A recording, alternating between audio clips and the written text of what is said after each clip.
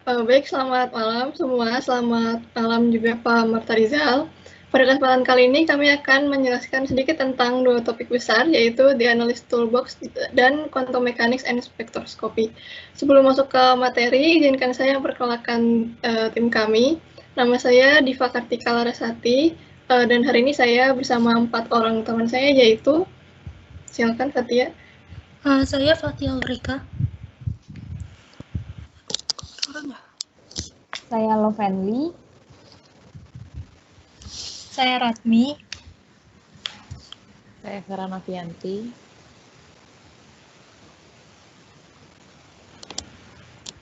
Baik, kita bisa lanjut ke materinya.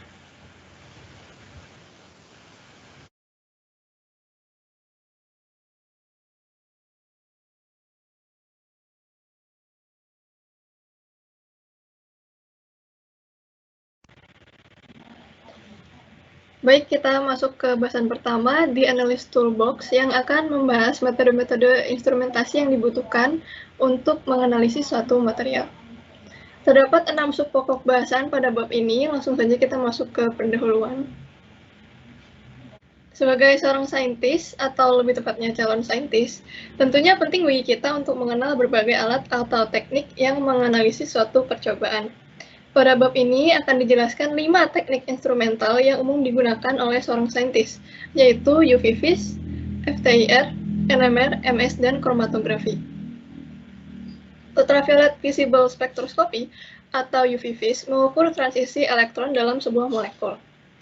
Kemudian Fourier Transform Infrared Spectroscopy atau FTIR mengukur frekuensi vibrasi yang berkaitan dengan tipe ikatan dalam senyawa. Selanjutnya, Nuclear Magnetic Resonance Spectrometry atau NMR dapat mendeteksi interaksi molekular. Mass Spectrometry atau MS dapat mengukur spektrum massa yang kemudian dapat membantu kita dalam mengetahui struktur dan komposisi suatu material. Yang terakhir adalah kromatografi, yaitu teknik pemisahan komponen dalam sebuah campuran. Uniknya, kromatografi ini tidak bisa berdiri sendiri, diperlukan instrumen lain untuk mengukur hasilnya. Baik, selanjutnya kita akan mengenal lebih dalam tentang UV vis yang akan dijelaskan oleh Fatia. Silakan Fatia.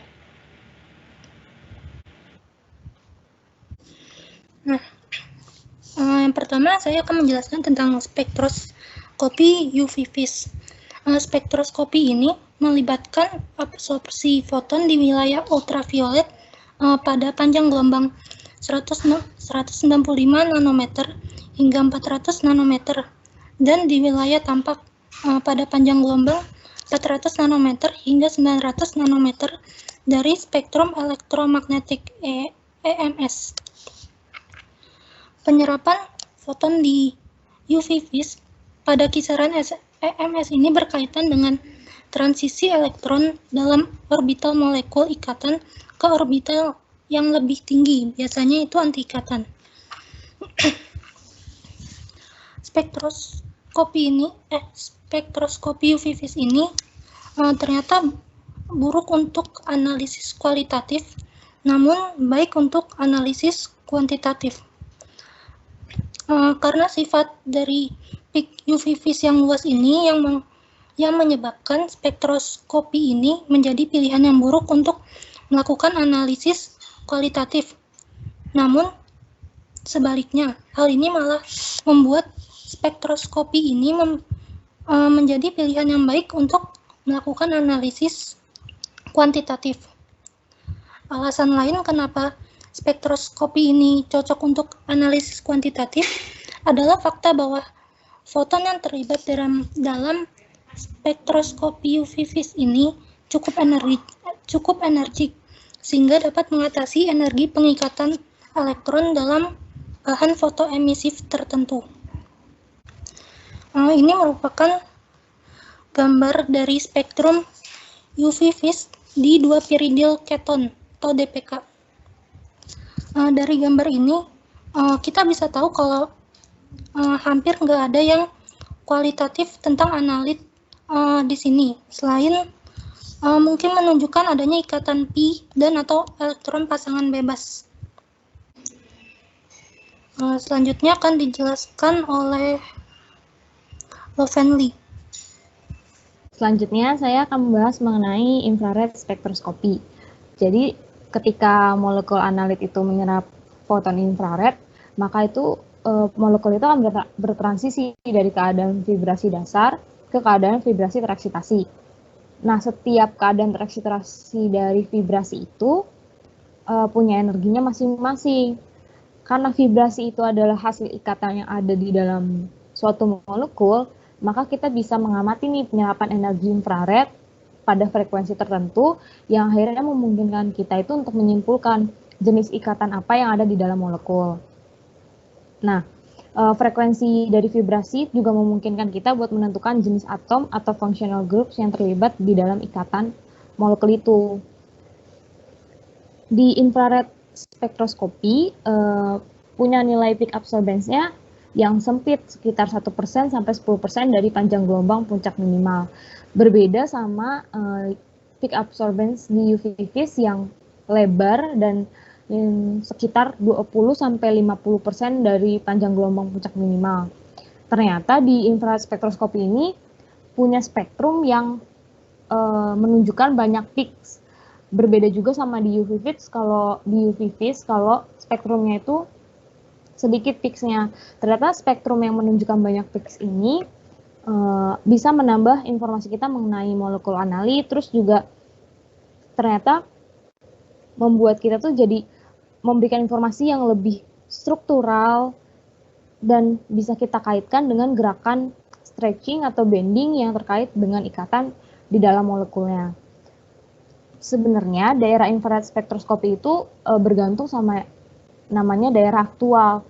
Cuman panjang gelombangnya itu rentangnya terlalu panjang gitu, dari 800 nanometer sampai 1 juta nanometer. Makanya daerah infrared spektroskopi itu dibagi jadi 3 daerah. Yang pertama itu ada near infrared yang panjang gelombangnya itu 800 sampai 2500 nanometer. Kemudian ada mid infrared yang panjangnya 2500 sampai 50.000 nanometer. Kemudian ada far infrared yang panjang gelombangnya itu 50.000 nanometer sampai 1 juta nanometer. Ternyata spektroskopi infrared itu instrumen kualitatif yang baik karena dia itu bisa memberikan informasi struktural mengenai molekulnya, tapi kurang baik untuk analisis kuantitatif karena kan dia peak absorbance-nya itu sempit.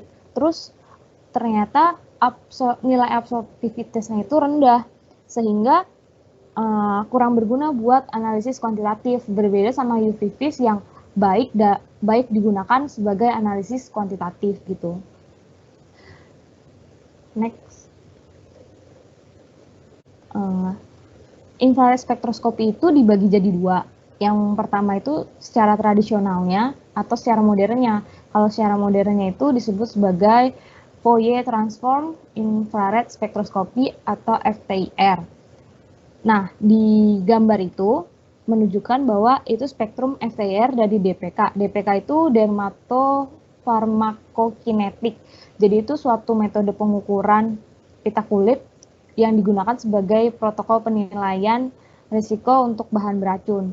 Jadi dari spektrum yang ditunjukkan itu dilarutkan ke dalam karbon tetraklorida sebagai fungsi bilangan gelombang. Terlihat bahwa lebar puncaknya itu sekitar 0,17 mikrometer dari puncak karbonil di dalam spektrum tersebut. Jadi hanya 2,9% dari panjang gelombang absorbansi puncak nominal atau sekitar 5,92 mikrometer. Selanjutnya akan dijelaskan mengenai spektrometri NMR. Ya, jadi spektrometri NMR atau Nuclear Magnetic Resonance ini adalah metode analisis yang memanfaatkan sifat magnetik inti atom, di mana objek utamanya itu adalah inti atom itu sendiri. Nah, kita telah mengetahui bahwa inti atom itu memiliki spin yang berputar, dan karena itu menghasilkan momen magnet inti atom yang memiliki arah tertentu. Nah, ketika tidak ada medan magnet eksternal yang diberikan ke sampel yang ingin diuji coba, itu momen magnetik dari setiap inti atom di sampel itu arahnya itu acak, dan juga tidak ada perbedaan energi antara inti atom yang satu dengan inti atom yang lainnya. Nah, kemudian spektrometri NMR ini merupakan metode spektroskopik yang tidak melibatkan optik. Jadi, dalam metode ini tidak menggunakan cahaya yang ditembakkan atau dikenai ke suatu sampel untuk melihat absorpsivitas sampel tersebut, tapi menggunakan radiasi gelombang elektromagnetik, yaitu dari gelombang radiofrekuensi. Nah, kemudian dari situ bisa memberikan informasi mengenai struktur molekular, di mana spektrometri ini baik untuk analisis secara kualitatif, karena nanti spektrum yang dihasilkan itu peak-nya itu sangat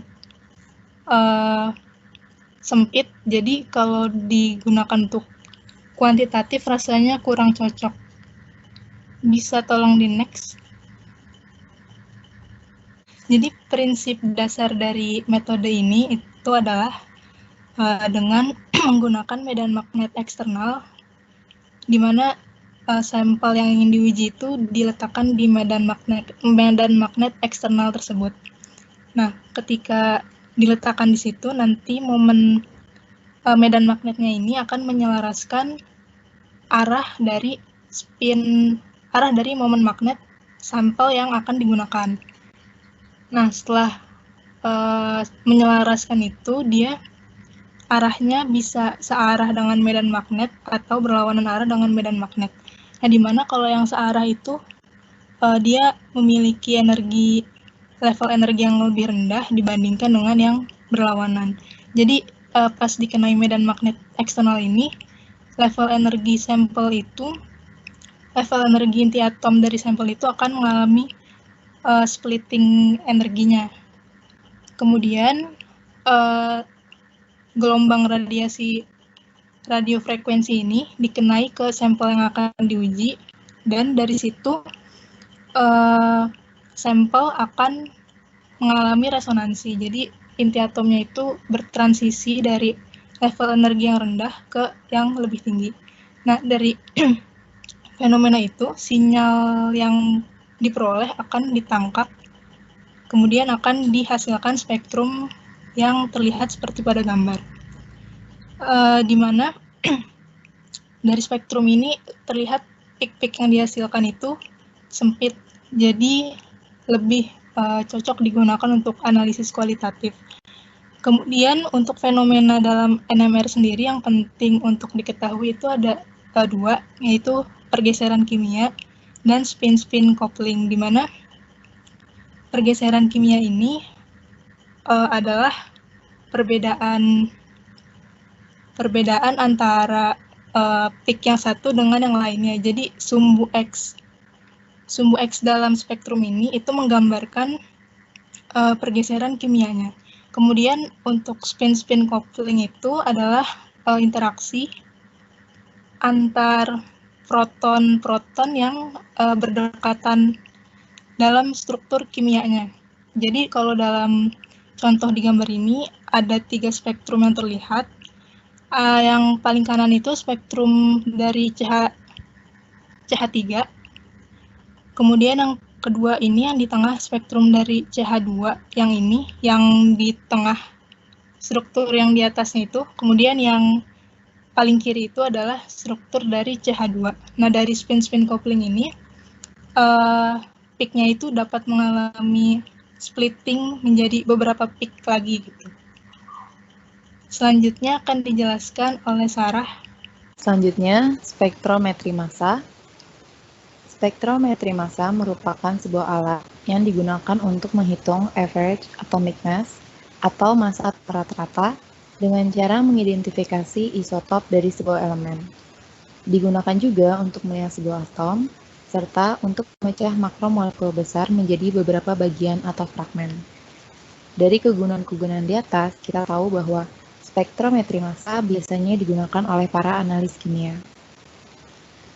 Meskipun dinamakan spektrometri, alat ini tidak menggunakan teknik spektroskopi karena spektrometri massa tidak melibatkan radiasi gelombang elektromagnetik, sehingga teknik spektrometri massa berbeda dengan spektroskopi UV phase, VTIR, atau NMR. Secara sederhana, spektrometri massa bekerja dengan 4 langkah dasar, seperti yang ditunjukkan pada bagian di samping. Langkah pertama yaitu pemasukan sampel ke dalam tabung vakum atau introduction. Langkah kedua, mengionisasi sampel untuk membentuk ion positif atau ionization. Yang ketiga, menyeleksi atau memilah sampel yang telah terionisasi untuk diteruskan ke detektor atau selection. Dan yang terakhir, mendeteksi ion-ion dan menghitung hasilnya atau detection. Untuk lebih jelasnya, mari kita lihat alat spektrometri massa berikut ini. Jadi, ada sebuah gambar skema diagram dari satu jenis spektrometer atau spektrometri massa. Prosesnya itu kurang lebih seperti ini. Jadi pertama, sampel dimasukkan ke dalam tabung vakum. Dalam hal ini, sampel dapat berwujud apa saja, misalnya gas. Kemudian, sampel gas dibombardir oleh aliran elektron berenergi tinggi. Elektron pada atom gas atau molekul gas akan terlepas akibat adanya tabrakan dan tumpukan dari aliran elektron tadi, sehingga ion positif dapat dihasilkan. Kemudian, ion positif ini dipercepat oleh dua plat bermuatan listrik berlawanan saat melewati plat. Ion-ion yang muncul kemudian dibelokkan oleh sebuah magnet sehingga bergerak melengkung. Semakin besar rasio massa permuatannya, semakin kecil jari-jari lengkungan. Sebaliknya, semakin kecil rasio massa permuatan, semakin besar jari-jari lintasannya.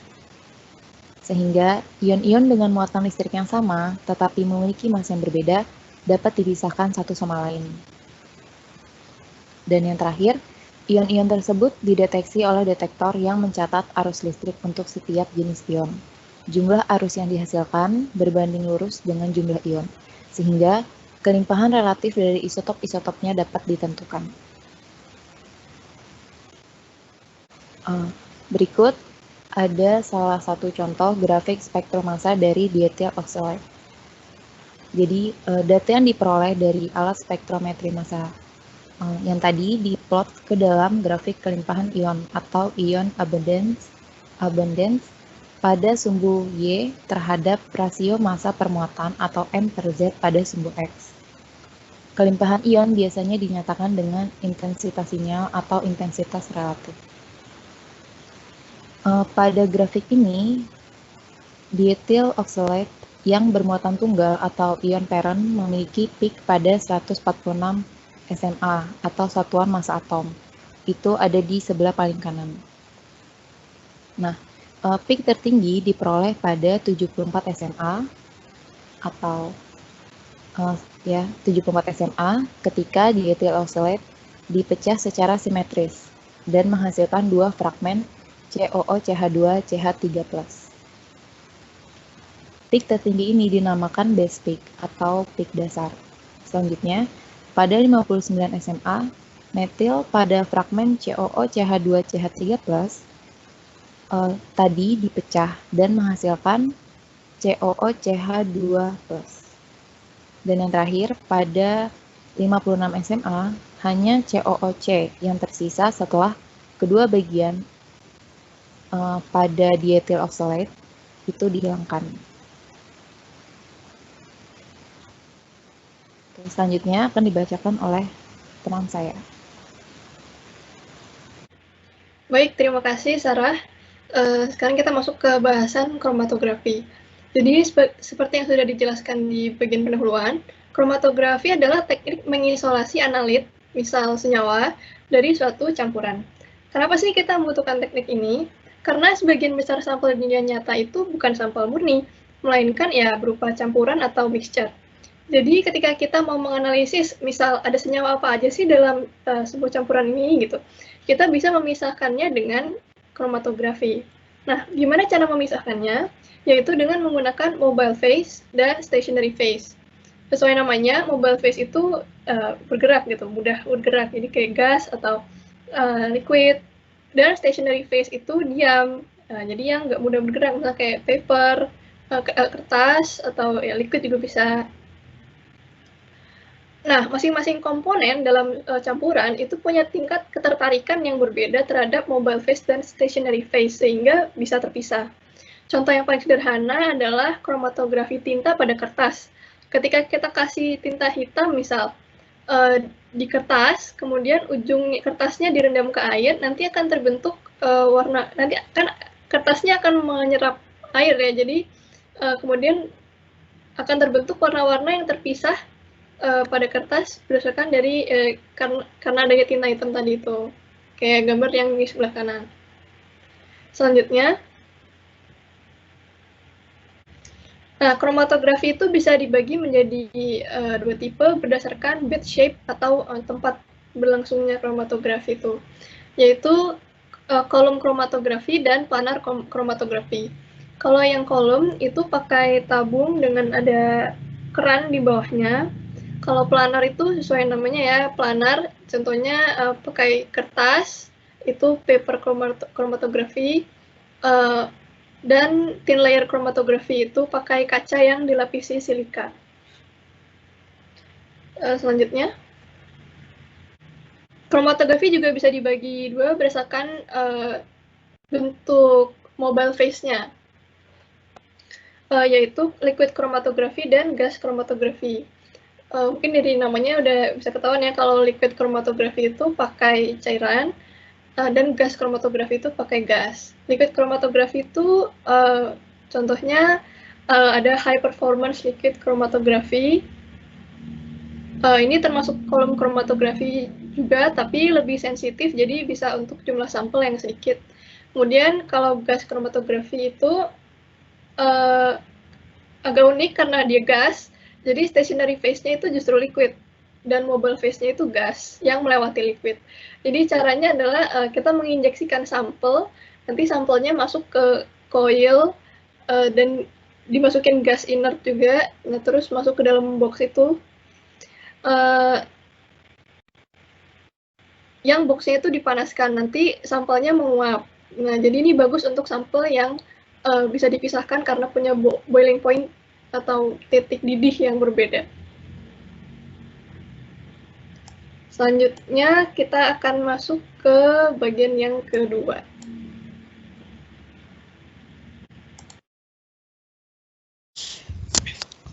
Nah, bab 2 ini tuh tentang mekanika kuantum dan spektroskopi. Ini merupakan outline untuk bab kedua. Yang pertama itu ada pendahuluan, yang kedua itu interaksi antara radiasi elektromagnetik dan materi, penyerapan dan pemancaran cahaya. Yang ketiga itu ada vibrasi molekuler menyebabkan adanya level energi terkuantisasi. Yang keempat itu rotasi molekuler menyebabkan adanya level energi terkuantisasi.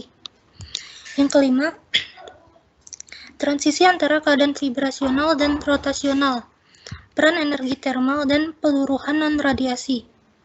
Yang keenam, transisi antara keadaan elektronik, vibrasi, dan rotasi, dengan menyatukan semuanya.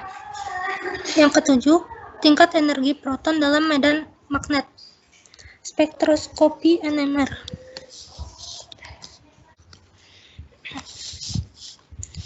Yang pertama itu adalah pendahuluan. Mekanika kuantum di sini digunakan untuk memodelkan sistem secara akurat pada tingkat atom atau molekuler.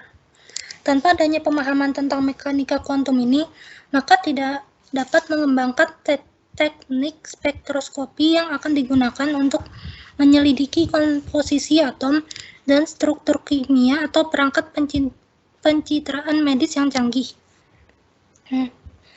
Kemudian, secara umum, spektroskopi itu adalah ukuran radiasi elektromagnetik, baik yang dipancarkan atau diserap saat atom atau molekul mengalami perubahan keadaan kuantum. Untuk menganalisis spektroskopi ini yaitu dengan cara menyelidiki keadaan kuantum fundamental dari atom atau molekul yang diselidiki dan menggunakan mekanika kuantum untuk menyimpulkan dan memahami hasilnya. Lanjut. Selanjutnya, saya akan membahas mengenai interaksi antara radiasi elektromagnetik dan materi, penyerapan dan pemancaran cahaya. Jadi, keadaan energi terkuantisasi di dalam suatu sistem atom atau molekul itu bisa kita selidiki secara eksperimental dengan radiasi elektromagnetik. Tapi, foton itu bisa diserap atau dipancarkan dengan syarat energi fotonnya itu besarnya sama dengan perubahan energi antara dua keadaan kuantum atom atau molekulnya, atau dalam matematisnya itu delta E sama dengan E foton, di mana delta E itu sama dengan E final dikurang E initial, yakni energi keadaan akhir atom molekul dikurang energi keadaan awal dari atom atau molekulnya. Lalu E fotonnya itu bernilai Hc per lambda sama dengan 1,99 dikali 10 pangkat minus 25 Joule meter per lambda sama dengan Hv. Lalu persamaan-persamaan tersebut disubstitusi menjadi delta E sama dengan E final dikurang E initial sama dengan Hv sama dengan Hc per lambda sama dengan minus 2,179 dikali 10 pangkat 18 Joule dikalikan dengan 1 per N kuadrat final dikurang 1 per N initial kuadrat sama dengan E foton. Persamaan itu disebut sebagai persamaan Bohr, yang mana persamaannya itu bisa kita gunakan untuk memprediksi tingkat energi untuk keadaan kuantum dalam atom hidrogen. Misalkan di dalam persamaan Bohr itu kita substitusi nih kuadrat nomor atomnya. Jadi persamaannya itu delta E sama dengan E final dikurang E initial sama dengan Hv sama dengan Hc per lambda sama dengan minus 2,179 dikali 10 pangkat minus 18 Joule dikalikan dengan kuadrat nomor atomnya dikali dengan 1 per N final kuadrat dikurang 1 per N initial kuadrat sama dengan E foton. Ternyata persamaan yang ada kuadrat nomor atomnya, persamaan Bohr yang ada kuadrat nomor atomnya itu bisa digunakan sebagai memprediksi tingkat energi ion hidrogenik atau ion yang hanya memiliki satu elektron saja. Jadi, keadaan energi untuk elektron di dalam atom hidrogen atau ion hidrogen itu diatur oleh keadaan kuantum atau N, di mana elektron itu berada. Next. Nah, di gambar tersebut itu menunjukkan sketsa tingkat energi dari foton yang terserap pada 3 energi yang berbeda.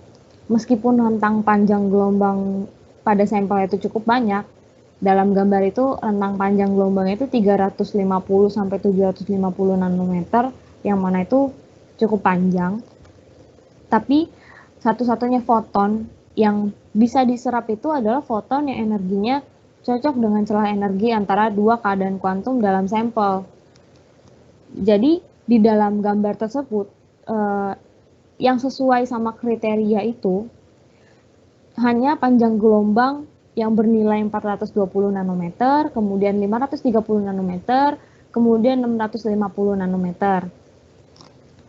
Di dalam gambar itu juga diperlihatkan ada spektrum absorpsi dan transmisi yang menunjukkan bahwa cahaya datang mengeksitasi elektron dari keadaan dasar atau keadaan energi terendah dari sistem, dan elektron itu kemudian dipromosikan ke 3 keadaan tereksitasi yang berbeda.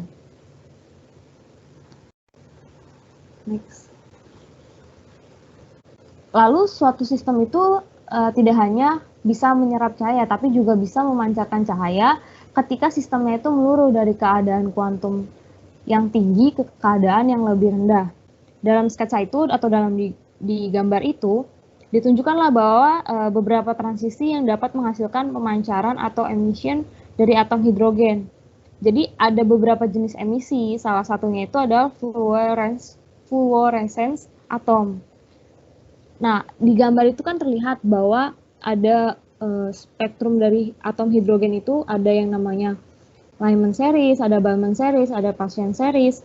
Itu bedanya adalah kalau Lyman series itu ketika transisinya itu dari keadaan kuantum yang bernilai lebih besar, lebih dari 2 ke keadaan kuantum yang bernilai 1.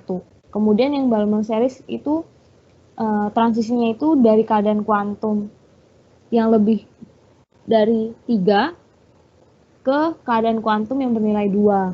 Sama dengan Paschen series, yakni dia keadaan kuantumnya itu lebih dari 4 ke keadaan kuantum yang bernilai 3 di atom hidrogen tersebut. Selanjutnya akan dijelaskan mengenai vibrasi molekuler yang menyebabkan adanya level energi terkuantisasi.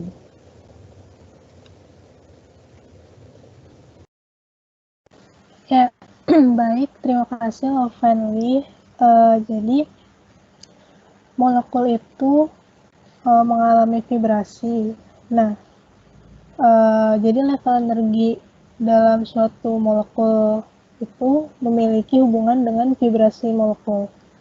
Nah, vibrasi molekul ini dimodelkan sebagai osilator harmonik sederhana yang seperti terlihat pada gambar. Di mana pada gambar itu terdapat 2 massa. Jadi pada gambar ini dimodelkan dua atom yang berikatan, di mana ikatannya itu direpresentasikan dengan pegas. Nah, mereka terpisah sejauh R0, di mana R0 itu adalah jarak saat dalam keadaan setimbang. Kemudian pada gambar yang kedua, keduanya ini diregangkan sehingga jaraknya itu menjadi sebesar R. Dan yang ketiga diregangkan lebih jauh dan nantinya akan mengalami osilasi. Bisa tolong di next. Kemudian dari model tersebut bisa diformulasikan energi potensialnya yang berupa fungsi parabolik, di mana U fungsi R adalah U fungsi R0 ditambah setengah K R min R0 kuadrat, di mana U-nya ini adalah energi potensial. Jadi energi potensialnya itu adalah energi potensial di saat setimbang ditambah dengan energi potensial saat diregang, saat mengalami osilasi. Nah, kemudian energi vibrasional itu berdasarkan teori kuantum juga memiliki level energi yang terkuantisasi, di mana rumusnya adalah E sama dengan N plus setengah H bar omega osilator, di mana omega ini adalah frekuensi angular osilasi dari model osilator tersebut. Kemudian untuk frekuensi angularnya dirumuskan sebagai omega sama dengan akar K per mu, di mana mu itu adalah M1 per M2 per M1 tambah M2. Dari frekuensi angular ini memiliki hubungan dengan frekuensi osilator, di mana omega sama dengan 2pi mu, di mana mu ini adalah frekuensi dari osilator. Bisa tolong di next. Nah, selanjutnya berdasarkan rumus energi potensial fungsi parabolik tadi dapat diperoleh grafik potensial untuk molekul diatomik itu seperti gambar yang di sebelah kiri, di mana sumbu X menyatakan jarak antar inti atom R, kemudian sumbu Y-nya itu menyatakan energi potensialnya. Pada garis yang putus-putus itu adalah fungsi dari energi potensial UR yang telah dipaparkan sebelumnya, sedangkan yang garis biru itu adalah energi potensial molekular yang sebenarnya. Nah, untuk energi yang terkuantisasinya itu sendiri bisa digambarkan dengan gambar pada sebelah kanan, di mana terlihat bahwa jarak antar level energi itu sama antar satu sama lainnya. Baik, selanjutnya akan dilanjutkan oleh Sarah mengenai rotasi molekuler yang menyebabkan level energi terkuantisasi.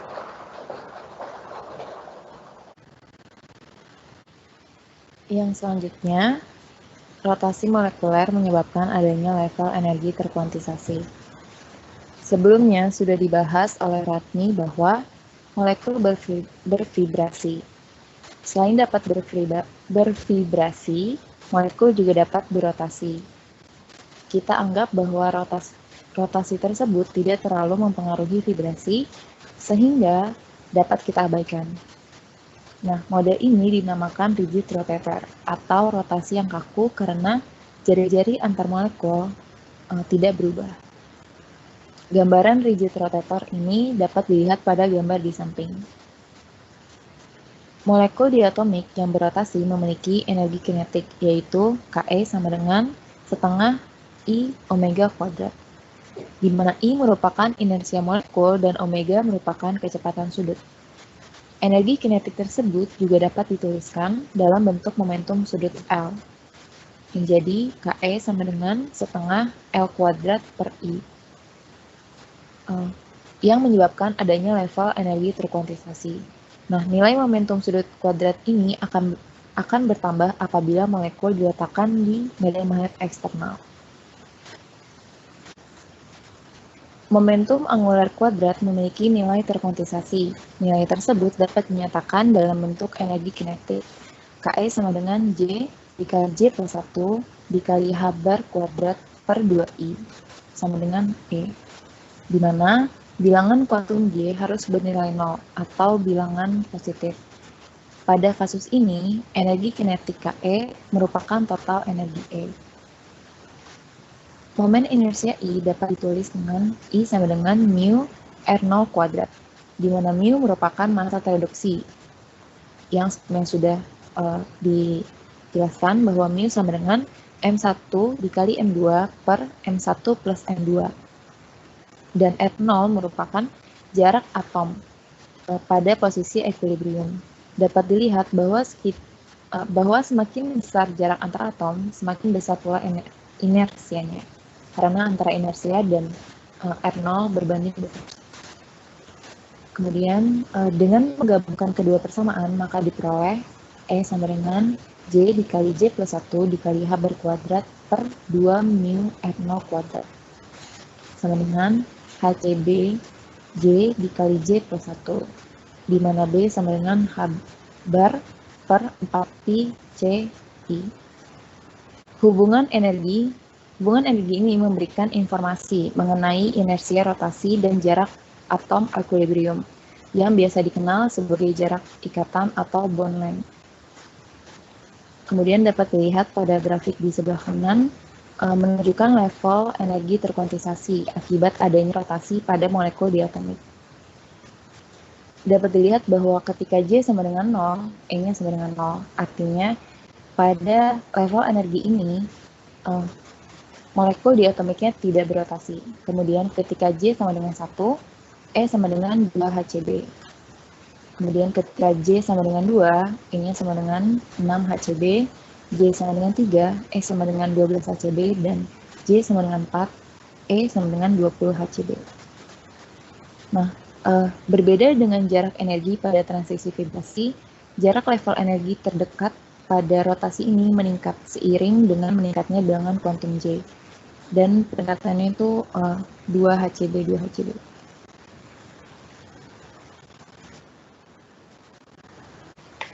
Nah, berikut ada tabel rangkuman dari keadaan elektronik, vibrasi, dan rotasi. Sebelumnya, kita sudah menghitung perbedaan level energi untuk ketiga keadaan tersebut. Nah, tabel ini menggambarkan rangkumannya secara garis besar. Dapat dilihat keadaan elektronik range gelombangnya itu dari ultraviolet, sinar tampak, UV light, UV visible, keadaan vibrasi, inframerah atau microwave, dan keadaan rotasi pada range microwave. Untuk jarak energi dan panjang gelombangnya pun berbeda. Untuk jarak energi dalam Joule, untuk keadaan elektronik, 1 kali 10 pangkat min 18 sampai 2,9 kali 10 pangkat min 19. Untuk keadaan vibrasi, 2,9 dikali 10 pangkat min 19 sampai 10 pangkat min 22 Joule. Untuk keadaan rotasi, 2 dikali 10 pangkat min 22 sampai 2 dikali 10 pangkat min 25 Joule. Sedangkan untuk panjang gelombangnya dalam meter, keadaan elektroniknya itu 1,8 dikali 10 pangkat min 7 sampai 7 dikali 10 pangkat min 7. Kemudian keadaan vibrasi 7 dikali 10 pangkat min 7 sampai 1 dikali 10 pangkat min 3. Dan untuk keadaan rotasi lebih dari 1 dikali 10 pangkat min 3 meter. Nah, untuk catatannya ini, jadi pada tabel di atas, kita masih mengabaikan transisi apa yang mungkin terjadi ketika sinar X diarahkan ke sebuah atom. Sinar X memiliki energi yang lebih besar dibanding sinar UV atau sinar ultraviolet, dan ketika sinar X diarahkan ke atom, dapat menyebabkan elektron di orbital dalam terlempar keluar. Hal ini menyebabkan kekosongan atau vakansi di dalam atom. Jadi, vakansi itu sebuah tempat yang sebelumnya ada elektron, tapi udah nggak ada gitu. Nah, kekosongan ini dapat diisi oleh elektron di luar orbital yang kemudian akan memancarkan sinar X untuk mematuhi hukum kekekalan energi. Nah, terjadi pengemisian, dan pengemisian sinar X ini dinamakan X-ray fluorescence atau XRF. Oke. Selanjutnya akan dibacakan oleh teman saya, Diva.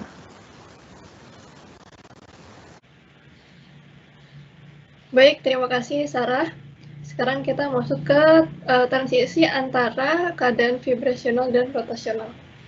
Sejauh ini kita telah melihat sistem yang keadaan awal atau inisialnya itu ideal, gitu, yang berada pada ground state atau pada suhu 0 Kelvin. Bagaimana dengan sistem yang suhunya di atas 0 Kelvin? Ternyata sistem yang sedemikian memiliki sebagian partikel yang tereksitasi. Nah, gimana cara kita mengetahui jumlah partikel yang tereksitasi tersebut? Kita bisa menggunakan statistika Maxwell-Boltzmann. Kemudian, dengan membandingkan jumlah partikel pada keadaan tereksitasi dan keadaan inisialnya, kita bisa tahu juga perbandingan antara keduanya. Nah, semakin besar perbedaan energinya atau delta E-nya, maka sebagian kecil perbandingannya. Untuk rumus statistika Maxwell-Boltzmann-nya bisa dilihat di presentasinya. Selanjutnya, nah, kita juga akan membahas tentang energi thermal dan peluruhan non-radiatif. Kita sudah membahas dua jenis transisi keadaan elektron, yaitu absorpsi dan emisi, yang keduanya melibatkan foton. Nah, bagaimana dengan transisi yang tidak melibatkan foton? Jawabannya adalah peluruhan non-radiatif yang melibatkan energi thermal. Bisa dilihat di diagram yang di sebelah kanan. Jadi yang biasanya transisi elektron cuma ada 2 tahap. Sekarang dengan adanya peluruhan radiatif ini, transisinya jadi ada 3 tahap. Yang pertama, absorpsi foton yang menyebabkan elektron tereksitasi. Kemudian peluruhan non-radiatif energi thermal. Dan yang terakhir, emisi foton yang menyebabkan elektron kembali ke ground state. Nah, misalkan tadi energi eksitasi kita, energi eksitasinya kita kasih nama E1, dan energi emisinya kita kasih nama E2, maka proses yang ada 3 tahap ini menyebabkan E1 adalah E2 ditambah energi non-radiatif. Selanjutnya, karena E1 sama dengan E2 ditambah energi non-radiatif, berarti E1 lebih besar kan daripada E2. Nah, hal ini karena kita udah tahu kalau E itu adalah Hc per lambda, hal ini menyebabkan panjang gelombang yang dideteksi yaitu lambda 1 lebih kecil daripada lambda 2. Atau dengan kata lain ada pergeseran panjang gelombang. Nah, karena tiap partikel punya konfigurasinya masing-masing, termasuk berapa panjang gelombangnya, jadi pergeseran ini bisa digunakan untuk spektroskopi, seperti mengetahui karakteristik dari suatu material dan sebagainya. Selanjutnya akan lanjut ke Fatia.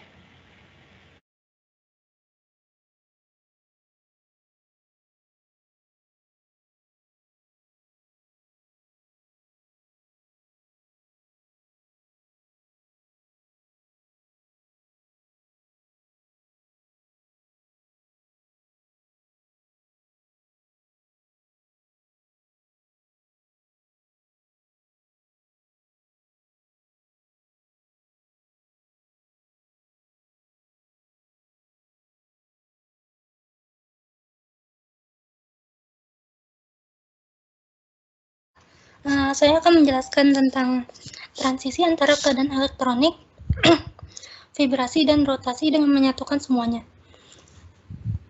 Dalam molekul, setiap keadaan elektronik memiliki keadaan vibrasi dan keadaan rotasi yang terkait.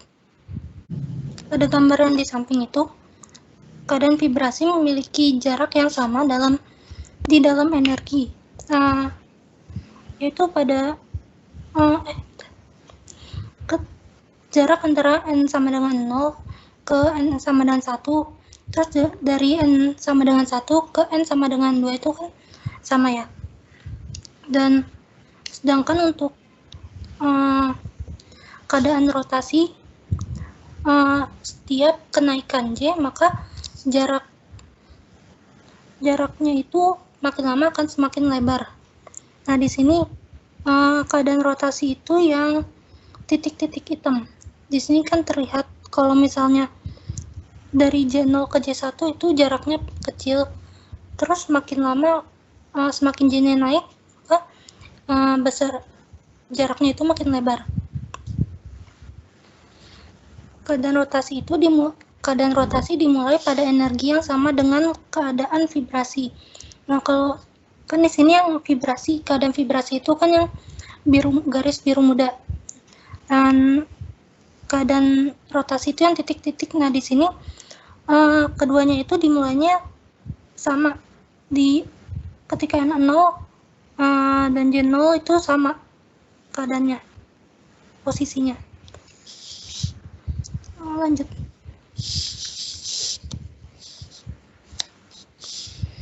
Untuk memahami transisi dengan elektron, maka kita diharuskan untuk berurusan dengan spin dan prinsip larangan Pauli. Penting untuk dipahami bahwa ketika pasangan elektron tereksitasi ke orbital yang memiliki energi lebih tinggi, maka kedua elektron tidak lagi menempati orbital yang sama, sehingga tidak lagi terikat oleh prinsip larangan Pauli, dan sehingga memungkinkan bagi elektron dalam keadaan tereksitasi tersebut untuk membalik keadaan spin dan meninggalkan dua elektron dengan spin paralel. Dan ini akan menghasilkan triplet keadaan tereksitasi. Kalau pada gambar itu ditunjukkan yang di sebelah kanan. Lanjut. Dan ini ada diagram Jablonski. Diagram ini tuh digunakan untuk memahami kemungkinan proses yang terkait dengan transisi peluruhan non-radiatif, emisi, dan absorpsi. Karena adanya prinsip larangan Pauli, kondisi triplet dasar atau T0 itu dilarang. Tapi dengan menggunakan aturan Hahn, dapat memungkinkan kita untuk menduga kalau besar energi triplet eksitasi pertama itu harus lebih rendah daripada keadaan singlet eksitasi pertama untuk sistem tertentu. Nah, seperti pada gambar ini kan, kalau misalnya di gambar sebelah kiri itu merupakan keadaan singlet, dan sedangkan yang kanan itu adalah triplet. Di sini singlet eksitasi pertama itu dilambangkan dengan S1, dan triplet keadaan pertama itu T1. Nah, dari gambar ini udah jelas kalau misalnya zinc S1 itu lebih tinggi daripada T1 yang menandakan kalau energi S1 itu lebih tinggi daripada energi T1. Nah, terus dari dalam gambar itu tuh ada vibrasi relasi.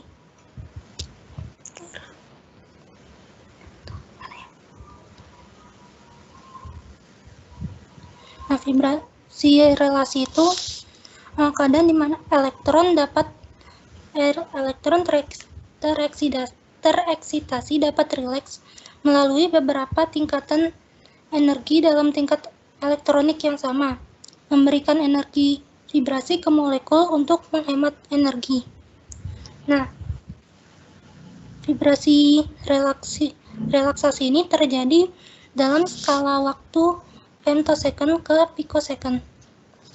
Nah, transisi ini juga kadang disebut peluruhan non-radiatif. Terus di sini ada juga konversi internal, yaitu ketika sebuah elektron rileks dari keadaan singlet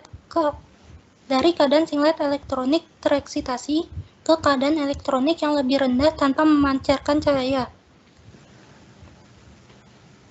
Kemudian ada juga yang namanya intersystem crossing, yaitu ketika sebuah elektron bertransisi secara non-radiatif dari keadaan singlet ke keadaan triplet yang lebih rendah. Kemudian adalah fluoresensi dan fosforensi. Fosforensi itu relaksasi dari keadaan triplet tereksitasi ke keadaan singlet dasar. Nah, transisi ini pada hakikatnya itu dilarang karena tidak mematuhi aturan pemilihan spin yang menyatakan bahwa spin total itu tidak dapat berubah atau delta S sama dengan 0. Namun pada kenyataannya transisi ini tuh terjadi, cuman probabilitasnya itu sangat rendah, namun tidaklah 0.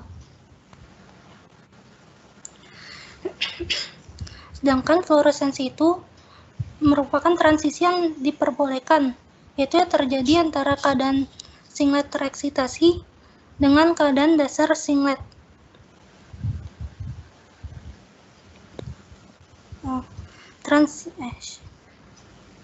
Transisi ini tuh diperbolehkan karena spin totalnya itu tidak berubah. Relaksasi untuk transisi yang dilarang sangat lambat kalau dibandingkan dengan transisi yang diperbolehkan. Nah, karena probabilitas yang rendah ini, maka transisi yang dilarang itu membutuhkan waktu yang lama untuk fluoresensinya terjadi, sehingga masa hidupnya itu bisa dalam skala waktu milidetik. Terima kasih Fatia atas penjelasannya. Kita udah sampai di subbab yang terakhir, yaitu tingkat energi proton dalam medan magnet, terutama di spektroskopi nuclear magnetic resonance. Sederhananya, instrumen NMR spektroskopi ini digunakan untuk menentukan struktur senyawa. Tapi dalam pembahasan ini dibatasi, jadi hanya pada atom hidrogen karena dia suatu atom dengan sistem yang sederhana, dan juga karena kita fokusnya hanya pada energi proton ketika ditempatkan di medan magnet itu kayak terjadi apa. Karena batasan ini, NMR dalam pembahasan ini disebut sebagai proton NMR atau hidrogen NMR. Energi potensial dari setiap momen dipol magnet ketika ditempatkan di medan magnet eksternal itu bernilai U sama dengan minus vektor mu didotkan dengan vektor B, di mana U itu adalah energi potensial, kemudian vektor mu itu merupakan momen dipol magnet yang ternyata penting untuk menentukan bagaimana suatu benda akan berperilaku ketika ditempatkan di dalam medan magnet. Dan vektor B adalah medan magnet Next. Momen dipol proton dengan spin itu ditulis sebagai mu sama dengan gamma H bar dikalikan dengan I. Yang mana gamma itu merupakan gyromagnetic ratio proton yang nilainya itu 267,5 MHz per T atau 2,675 dikali 10 pangkat 8 1 per ST. Kemudian H bar itu adalah konstanta Planck yang tereduksi, kemudian I adalah bilangan kuantum spin nuklir untuk proton. Karena ini kita bahas dalam mekanika kuantum, maka kan akan ditinjau persamaan Schrödinger. Sehingga persamaan Schrödinger untuk fungsi energi potensialnya itu sama dengan E sama dengan minus mz H bar gamma B sama dengan minus dalam kurung plus minus setengah H bar gamma B. Dalam hal ini punya dua arah pada medan magnet eksternalnya. Terus punya energinya masing-masing kan. Jadi perbedaan energinya itu punya persamaan delta E sama dengan setengah H bar gamma B dikurang dalam kurung minus setengah H bar gamma B sama dengan H bar gamma B. Dari persamaan ini kita bisa dapat nih frekuensi angularnya yang besar yaitu W sama dengan omega sama dengan gamma B. Nah, frekuensi angular di sini tuh ternyata merujuk kepada deskripsi klasik mengenai NMR sebagai frekuensi Larmor. Jadi NMR sendiri itu sederhananya adalah teknik mekanika kuantum yang fundamental dan menggunakan analogi spinning particle untuk memvisualisasikan sistemnya, atau di dalam gambar di samping itu untuk memvisualisasikan arah medan magnetnya. Next. Nah, dari persamaan sebelumnya kan kita tahu tuh ternyata medan magnet bergantung pada tingkat energi dari inti. Ternyata hal ini tuh membuat nuklir magnetic resonance itu menyelidiki ada apa sih di lingkungan proton itu. Dari gambar itu kita bisa lihat bahwa terjadi tingkat pemisahan. Hal ini karena adanya medan magnet eksternal atau yang kita kenal sebagai efek Zeeman. Misalkan magnet eksternalnya itu bernilai 0, maka persamaan sebelumnya itu nggak bisa buat nunjukin perbedaan tingkat energinya. Sebab itu kita nggak mungkin kan melihat adanya transisi antar tingkat, sehingga aplikasi dari medan magnet eksternal yang menghasilkan perbedaan energi antara dua keadaan, dan perbedaan energi itu akan meningkat seiring dengan meningkatnya kekuatan medan magnet eksternal. Next.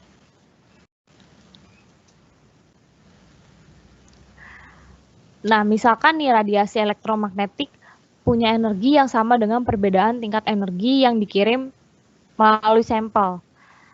Tapi penyerapan yang akan terjadi itu ketika protonnya itu mengalami yang namanya spin flip. Jadi spin flip itu bergantung pada besarnya medan magnet luar dan lingkungan magnet lokal yang dihasilkan oleh molekul tempat proton yang terikat. Ternyata medan magnet atau B total itu disebabkan oleh medan magnet eksternal atau B0 dan medan magnet yang dihasilkan oleh tetangga magnetnya atau B internal di dalam molekul. Jadi persamaannya itu bisa ditulis sebagai vektor B total sama dengan vektor B0 ditambah vektor B internal. Ini berarti energi radiasinya itu menyebabkan absorpsi tergantung pada lingkungan kimiawi dari lokal protonnya. Artinya tuh NMR itu jenis spektroskopi absorpsi frekuensi radio yang mana ketergantungan pemisahan tingkat energi pada medan magnetnya itu digunakan untuk lingkungan proton yang beda-beda. Atau secara prakteknya itu kita bisa tahu bahwa medan magnet total itu ditulis dalam konstanta screening atau sigma karena medan internalnya itu adalah presentasi kecil dari medan eksternalnya, atau dalam persamaannya itu menjadi vektor B total sama dengan vektor B eksternal dikurang konstanta screeningnya dikalikan dengan vektor B eksternal. Lalu kita gabungkan hubungan perbedaan tingkat energi dengan persamaan tersebut menjadi delta E sama dengan H bar gamma B eksternal dikalikan dengan 1 minus konstanta screening. Kita bisa lihat tuh dari persamaan tersebut bahwa perbedaan energi antara keadaan itu bergantung pada konstanta screening yang mana peka terhadap lingkungan kimiawi dari proton.